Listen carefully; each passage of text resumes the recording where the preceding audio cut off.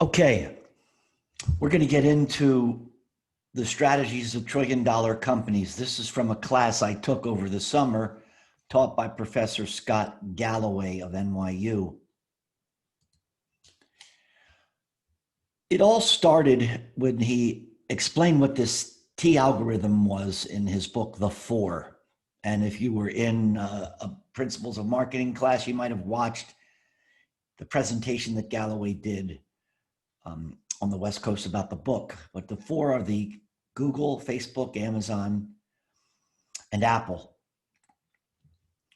And so what Galloway taught this summer is the strategies that these trillion-dollar companies use. And we're going to go over them here. The first is appealing to human instinct. Galloway believes all successful businesses appeal to a core human instinct, one that's generally tasked around survival. And that is either the brain, heart, gut, or genitals. And there's a link to his chapter on Apple in the book, The Four, as well as a link to signaling and luxury brands that you can look at later. But let's talk about Tesla. Their stock is on a tear. They're not making money, and yet their stock is through the roof. They're leveraging a number of trillion-dollar strategies, but at the core is their appeal to human instinct, specifically the genitals. People believe that a product makes them more attractive. They'll share it on social media, take pictures of it, join Tesla clubs.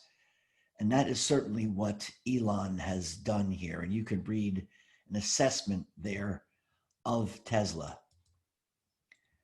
Here's some application questions to use on appealing to human instinct. What is the gut reaction that you get that the company appeals to and why?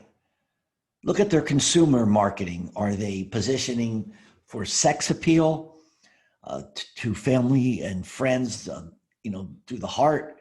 Is the marketing arguing that it's a rational choice, so it's going for the brain or the gut? Are they positioning themselves as the best deal among competitors? Again, the gut. Or it's the smartest decision you could make. That's the brain. The next would be likability. Winning firms must have likable leaders. But today's CEOs and founders are more visible than ever thanks to social media, podcasts. So likability is a key strategy that defines the most valuable firms. Think Larry Page, Sheryl Sandberg, Tim Cook. They've insulated their firms from government and media scrutiny because they're appearing as favorable, attractive, good for America. Now, here's an example of how that can work to your advantage. The Verge published a terrible piece about the work culture at Away Travel. They're a direct-to-consumer company that sells luggage. Most companies would not have survived that, but because of their co-founder and chief brand officer, Jen Rubio, they've been able to work through and leverage press and social media to drive the likability.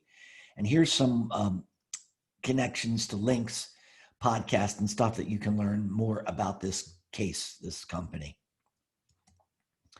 Here's some application questions for likability. Is the CEO or COO or leader a household name? Is it for positive or negative reasons? Google the leader of your company. Can you find out information about their hobbies or life outside of work? Are most of the stories positive, negative, or neutral? Does the leader of the company written books, spoken on panels, served as a commencement speaker? Is the company under government investigation? Are they facing class action lawsuits? Is it known as a place that competitors and suppliers want to work with? The next, visionary storytelling. Creating and articulating a bold vision is a successful part of any winning firm today. The most valuable firms demonstrate that. Google, Facebook, Amazon, they make clear how they're set out to change the world. But they also demonstrate another side of visionary storytelling, demonstrating progress against that bold vision. Think Shopify. They added the value of Ford to its market cap. It's worth more than these companies combined. FedEx, Twitter, or Snap. The firm has great financials and a great product, but it competes with Amazon, which normally would spell disaster for anyone. But Shopify is best in class when it comes to visionary storytelling. You can click on those links, which I'll make available so you can see how they have done it so successfully. So here's some application questions to visionary storytelling. How consistent has the company's mission been over time? Look for yoga babble, those stupid words that are meaningless if you really think about that. Compare their mission with their product. Does it look conceivable that they can fulfill that mission? Look at the company's most recent press releases. How well are they aligning their products to their mission? How about watching clips of the company's leaders speaking, their founders? How consistent are they with sharing the mission? How often does the company publicize failures? Do they make clear how these failures will help them get their mission accomplished in the future? A career accelerant. Winning firms need to find and retain top talent, and that's core to a firm's perception as an accelerant to people's careers. That's not an easy task. Accelerants must evaluate top talent quickly and then create a meritocracy and move senior people out so younger people can move in. For firms that do this, it's a major advantage. McKinsey, as you can well imagine, is the consulting firm that does that best. More of VC partners have worked there than any other firm. It's a top destination for those at Amazon and Google. But how have they done it? Through the recruiting process, best-in-class alumni network, up or out culture that leaves room for rising stars to climb through the ranks and send senior executives out into an alumni chain of businesses that work with them. So here's some application questions around career accelerants. If you're hiring an individual, which company from within your competitive set would you be most likely to hire from? Which would you be least likely to hire from? By the way, that's how I got one of my jobs. I was recruited because they were looking for someone to work that had worked at my company. Think about it if you were working at the company and interviewing for another job. Would experience at the place you're working now make you more attractive an interviewee, regardless of your individual performance and experience? Is it difficult to get a job at this company? How rigorous is the application and review process? Where is it located? City, suburb? Is this a place that will attract young top talent? The next trillion-dollar strategy is growth times margin. Most firms fall into one of two camps. They either go for high growth or high margin, but the most valuable firms, Microsoft, Facebook, Amazon, Google, they're different because they have explosive growth and strong margins. The promise of these firms led to decades long focus on growth at all costs, but the market is realizing the flaws of this approach. Think of WeWork. They're now seeing a shift towards equilibrium, a balance between growth and margin. Netflix, best performing stock of the last 10 years, but it's become clear that they need to shift from a growth to a margin story. So what they've done is they've increased prices, looking to find economies of scale, reoriented its communications to the street around margins, and it seems to be working. You know, they're accumulating debt to fund its content, but they're showing us ways that a company can leverage growth and margins and balance the two of them. So here's some application questions around it. If the company's public, compare the revenue growth and margins versus those of their competitors. Are margins growing? Are they remaining stagnant or decreasing? Is the firm's revenue growth increasing or stagnating and decreasing? In earnings calls or press releases or interviews by the leadership, what are they stressing? What are they emphasizing? Margins or profits? Are they strictly focused on growth?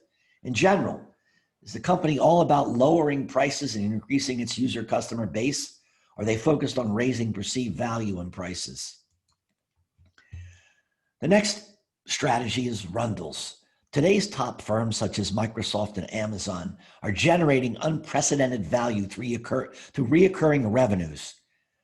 Justifying reoccurring revenues from consumers is difficult, and that's where the Rundle comes in. And there's a couple great links here, as well as there's a YouTube from Scott Galloway on Network. I'll link these up in the content. Amazon Prime, 82% of all American homes have Amazon Prime. This is the greatest Rundle out there. That's more than voted in the 2016 election, have a pet, attends church, or decorated a Christmas tree. Prime Day is happening this October. Already they're expecting over 175 million product sales. So here's an example, Restoration Hardware, a company that's in that retail stock sector, which is struggling, but they're standing out because their stock has doubled in the last 5 years. And the key to that has been their decision to shift to a reoccurring bundle of services. 25% savings on everything through the RH Members Program. They pay a $100 cost. This has reduced the reliance on discounts and generated incredible value to the firm. So here's some application questions around Rundles. Does the company have a reoccurring revenue?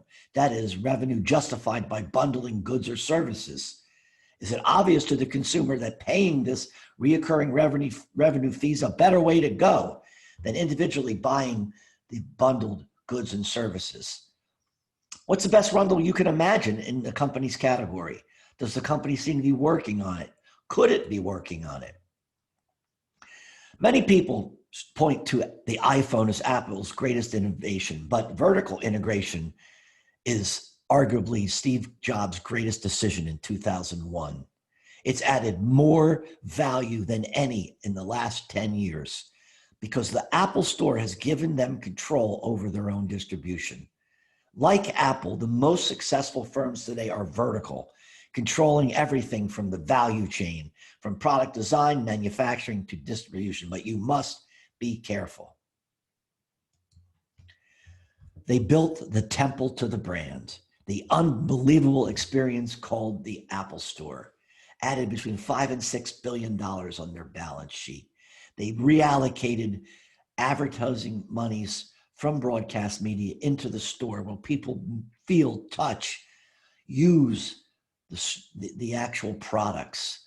They consummate the relationship with the brand at the point of purchase.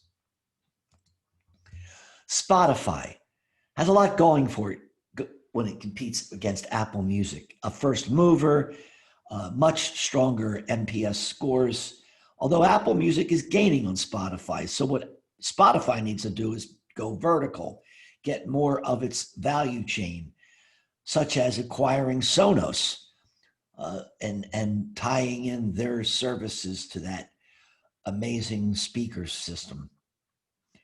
If that doesn't happen, Prop G thinks that Spotify will get purchased. Application questions for vertical integration. Does the company design and manufacture its own products?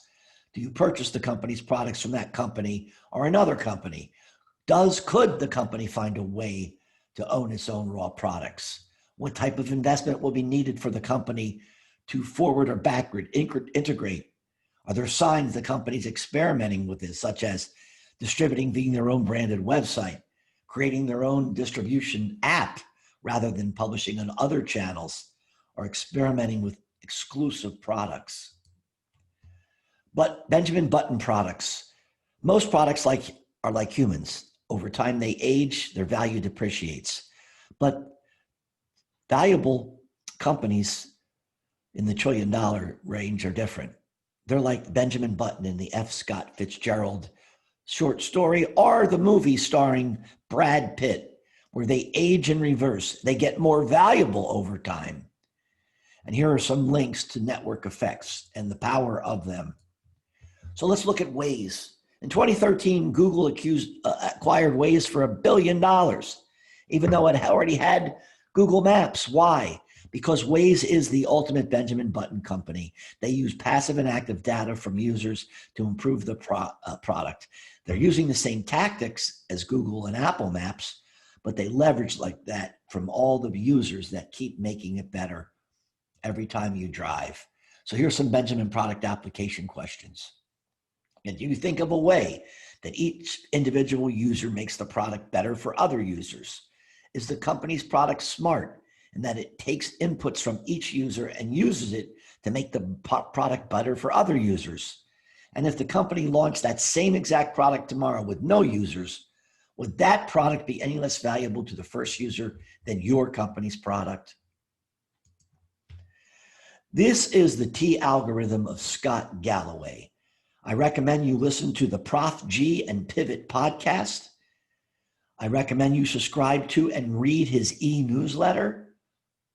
And lastly, follow his Twitter feed, Prof Galloway, and follow him on LinkedIn. And in this week's module, there's a link to the interview with the CEO of Google and Alphabet. So that's it for the strategies of trillion-dollar companies. Thanks.